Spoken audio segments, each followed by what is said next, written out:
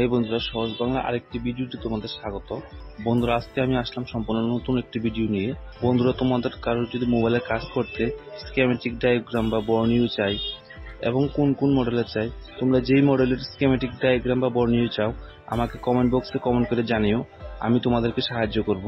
আর যদি ভিডিওটি ভালো লাগে তাহলে অবশ্যই একটা লাইক ও সাবস্ক্রাইব করে দিও আমার চ্যানেলটাকে।